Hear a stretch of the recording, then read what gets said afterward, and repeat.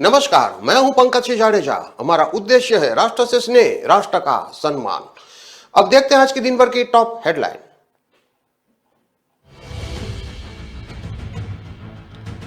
जोधपुर में टूरिस्ट को एक दिन ज्यादा रोकने की कवायद। पहली बार हो रहा है टूरिज्म एक्सपो।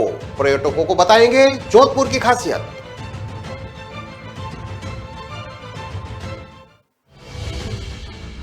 रॉबर्ट वाड्रा की 15 दिन बाद हो सकती है गिरफ्तारी। जोधपुर हाईकोर्ट का फैसला। मनी लॉन्ड्रिंग केस में याचिका खारिज।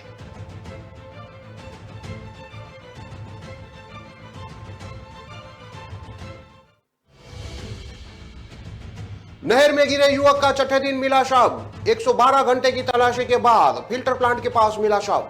एसडीआरएफ ने चलाया था सर्च अभियान।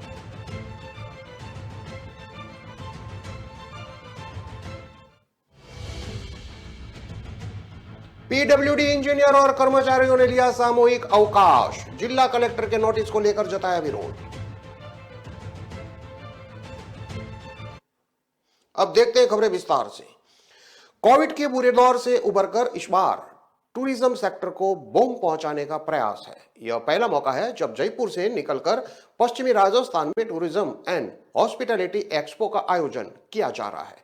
इस पूरे आयोजन के पीछे उद्देश्य है कि देश विदेश के लोग जोधपुर में टूरिज्म के नए आयाम को देखें, साथ ही यहां एक रात ज्यादा रुके, जिससे पर्यटन को बढ़ावा मिल सके। 7 से 9 जनवरी तक होने वाले इस आयोजन में किया travels agent, tour operators, hotel suppliers, caterers भी हिस्सा लेंगे। इसको आम जन के लिए भी निःशुल्क खोला जाएगा, जिससे वह भी टूरिज्म सेक्टर से जुड़ सकेंगे। जोधाड़ा होटल्स एंड रेस्टोरेंट एसोसिएशन के अध्यक्ष जय एम बोब ने बताया कि राजस्थान पर्यटन नीति 2022 और रूरल टूरिज्म प्रमोशन स्कीम के आने के बाद पर्यटन क्षेत्र में निवेश का माहौल बना है। होटल्स को इंडस्ट्री स्टेटस प्राप्त होने के बाद पर्यटन क्षेत्र में स्थिति काफी अच्छी है। सचिव राजेश सिंघव के अनुसार नए साल में देश विदेश से सैलानी जोधपुर जैसलमेर आते रहते हैं। Association of domestic tour operator और 100 से ज्यादा ट्रैवल एजेंट इसमें जुड़ सकते हैं। उनको जोड़ने के पीछे यह उद्देश्य है कि देश के भीतर जो भी ऑपरेटर्स हैं वे डोमेस्टिक टूरिज्म को जोधपुर में बढ़ा सकते हैं। इसमें पुष्पेंद्र पाल खन्ना सीनियर वाइस प्रेसिडेंट, रजत साहनी वाइस प्रेसिडेंट, आशीष चंद सहगल और कोषाध्यक्ष वेद खन्ना जैसे टूरिज्म क्षेत्र के बड़े नाम भी आएंगे। साथ ही पूर्व नरेश गज सिंह फीता काटकर कार्यक्रम का शुभारंभ करेंगे। जोधपुर में फरवरी में G20 समिट का आयोजन भी किया जाएगा। इसे बड़े आयोजन से पहले पर्यटन के लिए यह एक्सपो एक बूम की तरह होगा, जिसका काफी फायदा मिलेगा। यहां के होटल्स और पर्यटन से जुड़े लोग को सीधा फायदा होगा।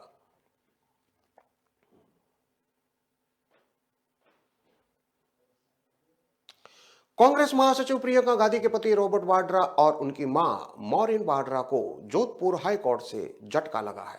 जस्टिस डॉक्टर पुष्पेंद्र सिंह भाटी की सिंगल बेंच ने रॉबर्ट और उनकी मां की पार्टनरशिप वाली स्काईलाइट हॉस्पिटैलिटी कंपनी की और एक अन्य याचिका खारिज कर दी है। हालांकि कोर्ट ने दोनों की गिरफ्तारी पर 2 सप्ताह की रोक भी लगा दी है। पूरा मामला बीकानेर के कोलायत में कंपनी की जमीनों के खरीद फरोख्त को लेकर है। इससे पहले बुधवार को high court justice doctor Pushpendra Singh Bhati की सिंगल बेंच में सुनवाई पूरी हुई थी। ईडी की जांच को दी गई थी चुनौती।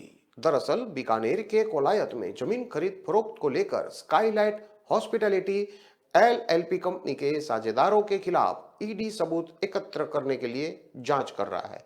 सिंगल बेंच में स्काईलाइट हॉस्पिटैलिटी के अलावा महेश नागर ने ईडी की जांच को चुनौती दी थी। बचाव पक्ष की ओर से मुख्यतः अपनी याचिका में जो सवाल खड़े किए उन पर यूनियन ऑफ इंडिया की ओर से जवाब दिया गया।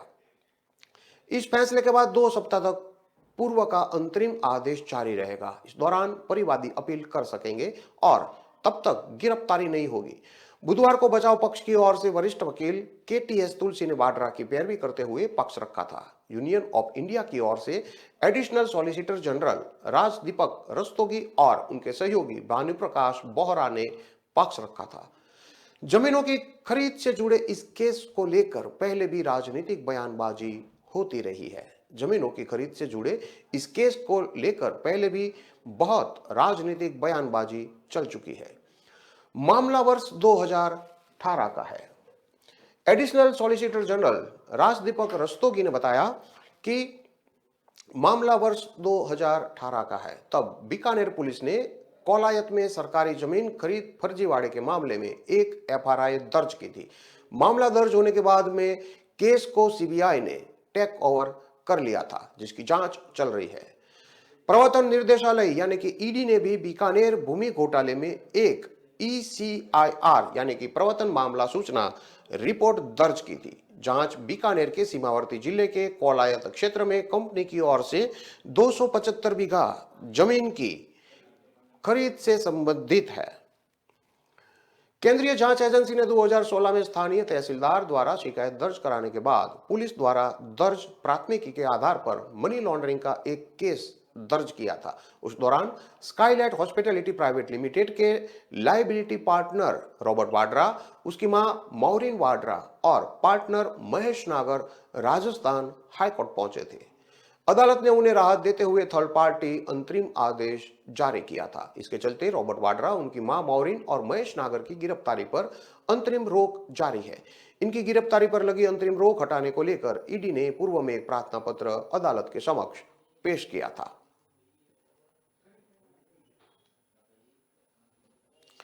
जोधपुर के ओसिया में गगाड़ी क्षेत्र के निकटवर्ती 5 लाख खुर्द के पास राजीव गांधी लिफ्ट कैनाल में पैर फिसलने से गिरकर डूबने से मरे युवक का शव गुरुवार यानी कि आज सुबह छठे दिन 112 घंटे की तलाश के बाद मिला। जोधपुर से मौके पर पहुंची एसडीआरएफ की टीम शव को खोजने के लिए सर्च अभियान चला रही थी। बुधवार को नागरिक सुरक्षा टीम भी पहुंची और आज सुबह शव मिला। 5 लाख खुर्द पुलिया से लेकर गगाड़ी के बिजारिया बावड़ी फिल्टर प्लांट तक 7 किलोमीटर के क्षेत्र में शव को लगातार खोजबीन की जा रही थी। इस दौरान क्षेत्रवासियों की भीड़ लगी रही।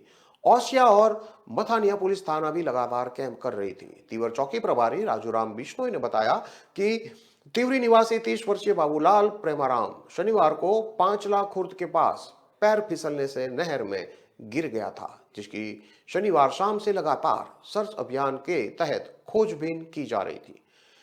आज सुबह को नागरिक सुरक्षा टीम के परसाराम, टीकूराम, अर्जुन सिंह, दिग्विजय शर्मा, नरपतलाल प्रजापत, हरिराम जाट ने शव को बिजारिया बावड़ी फिल्टर प्लांट के पास बाहर निकाला।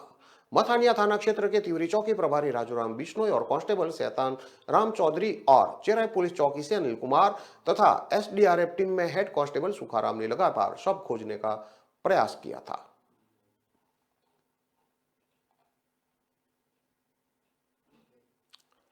पीडब्ल्यूडी इंजीनियर और कर्मचारियों ने सामूहिक अवकाश लिया है। जिला कलेक्टर के नोटिस को लेकर उन्होंने विरोध जताया था। जोधपुर शहर में हो रहे सड़कों के निर्माण की घटिया गुणवत्ता और धीमी स्पीड को लेकर सार्वजनिक निर्माण विभाग में कार्यरत इंजीनियर को जिला कलेक्टर ने नोटिस दिए हैं। नोटिस की सूचना मिलने पर विभाग की ओर से विरोध जताया जा रहा है। आज पीडब्ल्यूडी इंजीनियर हड़ताल पर चले गए। पीडब्ल्यूडी ऑफिस में काम कर रहे इंजीनियर ने अवकाश लेकर ऑफिस में विरोध प्रदर्शन किया और नोटिस को वापस लेने की मांग की। प्रदर्शन में बड़ी संख्या में इंजीनियर और कर्मचारी शामिल हुए और नोटिस को लेकर भारी विरोध जताया। प्रदर्शन कर रहे इंजीनियर संघ के नेताओं ने आरोप लगाया कि सीएम के नाम पर उन्हें सड़कों की गुणवत्ता को लेकर परेशान किया जा रहा है, उन पर दबाव बनाया जा रहा है। इसको लेकर सारे इंजीनियर विरोध जता रहे हैं। दरअसल शहर में छोटी बड़ी सड़कों का निर्माण कार्य चल रहा है। कई जगह पर सीसी सड़क भी बनाई जा रही है। इनमें से कुछ जगहों पर तय समय से देरी से काम चल रहा है। ऐसे में विभाग से जुड़े कुछ इंजीनियर को नोटिस थमाया गया है, जिस पर ऐतराज जताया गया है और इंजीनियर ने आला ऑफिसरों को हड़ताल की चेतावनी आगे दी थी। गौरतलब है कि अपने जोधपुर दौरे के दौरान भी शहर की क्षतिग्रस्त सड़कों को लेकर सीएम अशोक गहलोत ने अफसरों को चेतावनी दी थी। उसके बाद यहां पर प्रशासन ने क्षतिग्रस्त सड़कों की मरम्मत का काम शुरू करवाया था।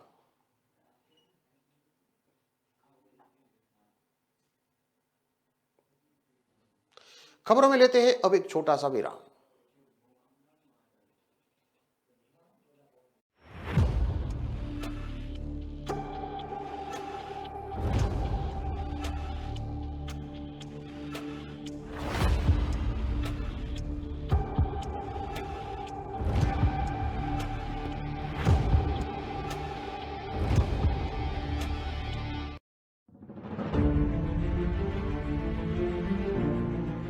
पर तारीख, तारीख पर तारीख, तारीख पर तारीख मिलती रही है। उठा उठा के पटकूंगा, उठा के पटकूंगा।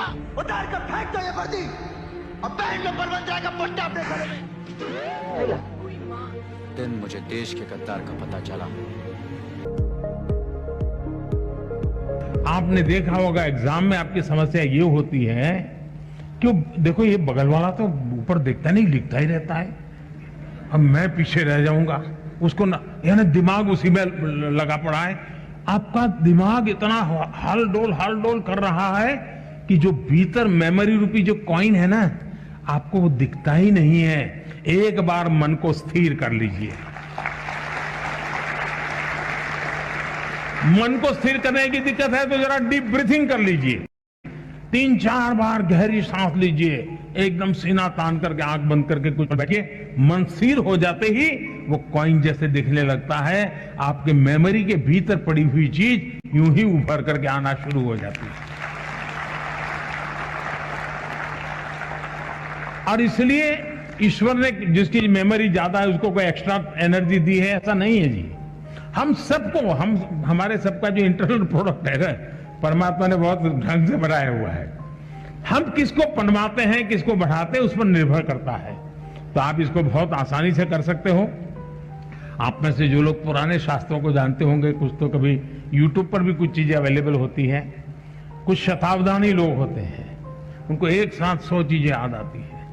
हमारे देश में ये चीजें कभी कभी इसकी बड़ी प्रचलन हुआ करती थी।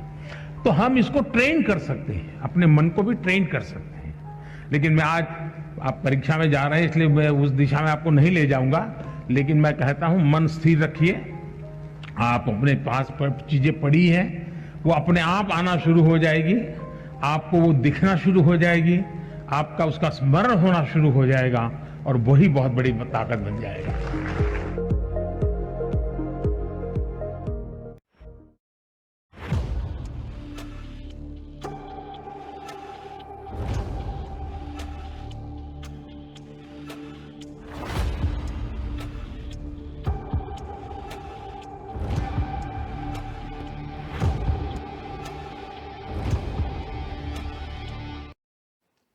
विराम के बाद एक बार फिर से आपका स्वागत है। अब देखते हैं आगे की और खबरें।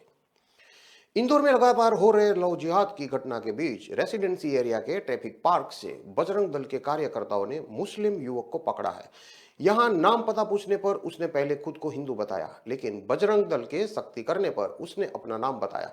इसके बाद बजरंग दल कार्यकर्ताओं ने उसे पुलिस को सौंप दिया। पुलिस ने उस पर प्रतिबंधनात्मक धाराओं में केस दर्ज किया है।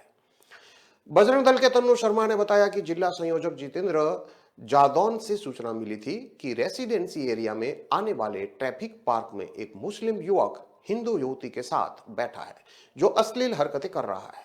सूचना के बाद यहां अन्य बजरंगियों के साथ पहुंचे। युवक से पूछताछ में उसने पहले अपना नाम अज्जू बताया। जब उससे आधार कार्ड और पहचान पत्र मांगा तो उसने बताने से इनकार कर दिया। बाद में बजरंग दल के लोगों ने मोबाइल लेकर उसके फोटो देखे। वह फोटो में मस्जिद में नमाज पढ़ने के फोटो के साथ अन्य मस्जिदों और मजारों पर जाने के फोटो मिले। सख्ती से पूछताछ करने पर उसने अपना पूरा नाम अरबाज शाहिद खान, निवासी कन्नौज, जिला देवास, वर्तमान पता आजाद नगर बताया। इंस्टाग्राम पर दोस्ती हुई थी। अरबाज ने बताया कि उसने इंस्टाग्राम पर अज्जू बनकर दोस्ती की थी। युवती से जब भी मिला उसे अपना असली नाम नहीं बताया। मामले में युवती माफी मांगने लगी। उसने बताया कि अरबाज से दोस्ती के बाद परिवार को नहीं पता है। बदनामी के डर से के चलते मामले में उसने केस दर्ज कराने से इनकार कर दिया।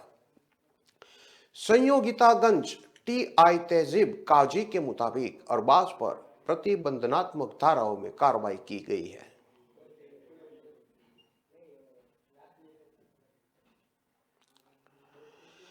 ऑनलाइन गेम में दोस्ती होने के बाद फोटो और वीडियो खींचकर उसको वायरल कर दिए। आरोपी ने छात्रा के पिता को धमकी भी दी, बेटी भेज दो नहीं तो उठा ले जाऊंगा। ग्वालियर में ऑनलाइन गेम खेलना 16 वर्षीय छात्रा के लिए मुसीबत बन गया। गेम के साथी पार्टनर ने न सिर्फ बेटी के अश्लील फोटो और वीडियो बना लिए बल्कि उसे ब्लैकमेल करना शुरू कर दिया। घटना जनकगंज थाना क्षेत्र के गोल पहाड़िया इलाके की है। अब आरोपी युवक लगातार पिता को कॉल करके बेटी को उसके पास भेजने के लिए दबाव बना रहा है। और ना भेजने पर बेटी को उठा ले जाने की धमकी दे रहा है। आरोपी खुद को झारखंड का रहने वाला बताता है। बात नहीं मानने पर आरोपी ने उनकी बेटी के फोटो और वीडियो वायरल कर दिए। घटना के शिकार पीड़ित परिवार ने एसएसपी से शिकायत दर्ज कराई है। 7 दिसंबर को मीडिया ने इस पूरे मामले को प्रमुखता के साथ प्रकाशित भी किया था, जिसके बाद मामले को गंभीरता से लिया गया।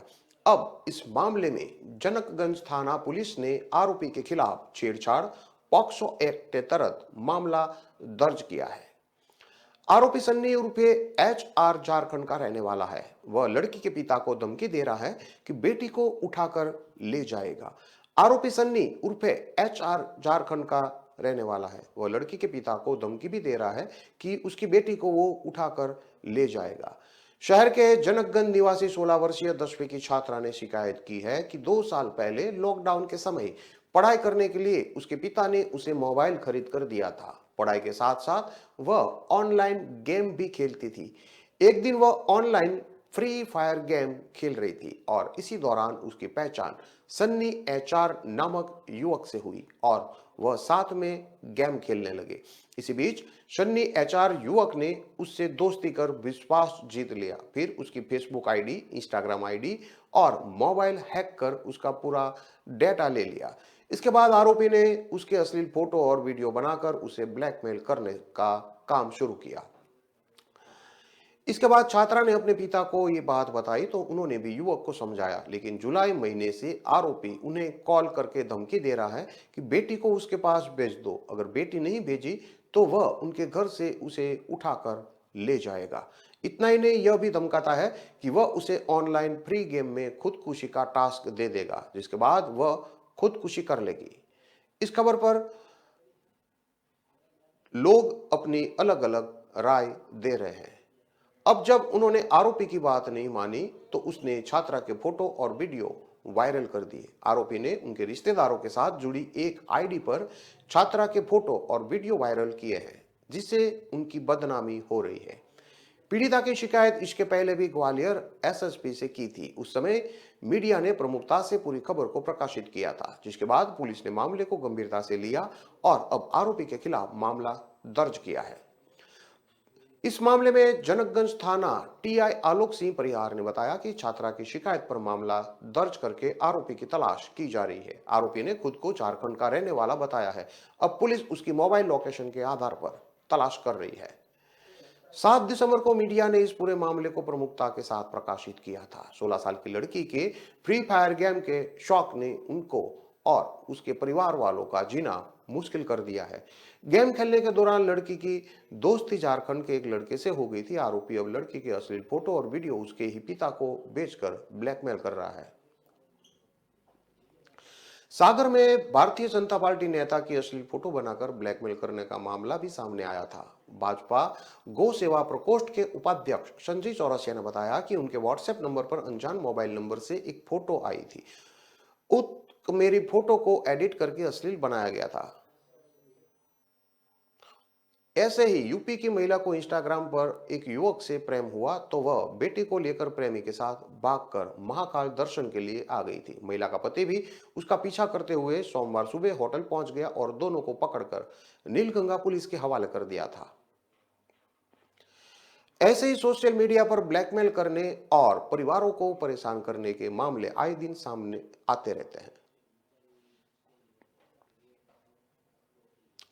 बिन ब्याही मां ने ही अपने नवजात की बाथरूम की सीट पर पटक पटक कर हत्या कर दी। आरोपी ने दुष्कर्म के बाद हॉस्टल में बच्ची को जन्म दिया था।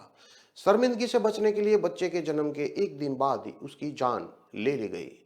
मामला मध्य प्रदेश के शहडोल का है। 20 नवंबर को कस्तूरबा गांधी बालिका छात्रावास के पीछे नवजात का शव मिला था। पुलिस केस दर्ज करके जांच कर रही थी, तभी उसे एक क्लू मिला। पुलिस ने हॉस्टल की एक छात्रा को हिरासत में लेकर पूछताछ की। शुरू में छात्रा गुमराह करती रही। सख्ती से पूछताछ करने पर उसने सच पुलिस को बता दिया। पुलिस को एक क्लू कैसे मिला, ये भी जानना बहुत दिलचस्प है। आरोपी की मां ने बताया था कि मैं 12वीं कक्षा में पढ़ती हूँ। मेरे गांव से स्कूल बहुत दूर है, इसलिए हॉस्टल में रहती थी। मैं गांव के ही एक युवक से प्रेम करती हूँ। मेरी उससे अक्सर मुलाकात होती रहती है। इन मुलाकातों में हमारे बीच कई बार शारीरिक संबंध भी बने। एक दिन मुझे मालूम पड़ा कि मेरा गर्भ ठहर गया है। मैं घबरा गई थी क्योंकि उस समय मैं नाबालिग थी, किसी को बता भी नहीं सकती थी। कुछ समय बाद गर्भ गिराने का भी विचार आया, लेकिन तब तक बहुत देर हो चुकी थी। बालिका ने आगे बताया कि 18 नवंबर को मैंने हॉस्टल में ही बच्ची को जन्म दिया। तब तक मेरी उम्र 18 वर्ष 6 महीने हो चुकी थी। मैंने किसी भी तरह बच्ची को एक दिन के लिए हॉस्टल में रख लिया। मुझे लॉक लाज का डर सताने लगा क्योंकि मैं बिन ब्याही मां थी। इसी डर के चलते मैंने 19 नवंबर को बच्ची को हॉस्टल के बाथरूम में सीट पर पटक पटक कर मार दिया।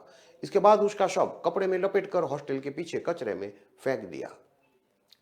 20 नवंबर को नवजात का शव मिलने के बाद से ही पुलिस जांच में जुटी थी। नवजात की पोस्टमार्टम रिपोर्ट में खुलासा हुआ था कि उसके सिर पर गंभीर चोट आई थी। इससे यह तय हो गया था कि नवजात की हत्या की गई है। पुलिस की जांच के दौरान एक व्यक्ति ने कॉल करके पुलिस को बताया कि हॉस्टल की एक छात्रा की शारीरिक बनावट में नाटकीय रूप से बदलाव हुआ है। पुलिस को अब एक कड़ी मिल गई थी। पुलिस ने छात्रा को कस्टडी में लेकर पूछताछ की। छात्रा ने शुरुआत में पुलिस को गुमराह किया, लेकिन बाद में वो टूट गई। शहडोल सीएसपी राघवेंद्र सिंह द्विवेदी ने बताया कि जांच में एक लड़की ने अपना जुर्म कबूल किया है। इसके बाद उसे गिरफ्तार कर कोर्ट में पेश किया गया।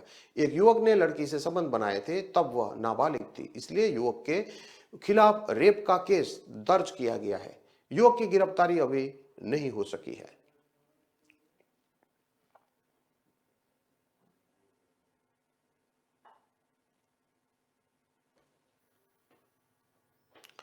इन सभी खबरों को विस्तार से पढ़ने के लिए आप हमारे वेबसाइट का भी प्रयोग कर सकते हैं। हमारा वेब का पता है www.kalamkartevya.com। हमारी कलम में हमारा कर्तव्य है के उद्देश्य के साथ खबरों को आप राष्ट्र प्रथम के साथ देखते रहिए। नमस्कार।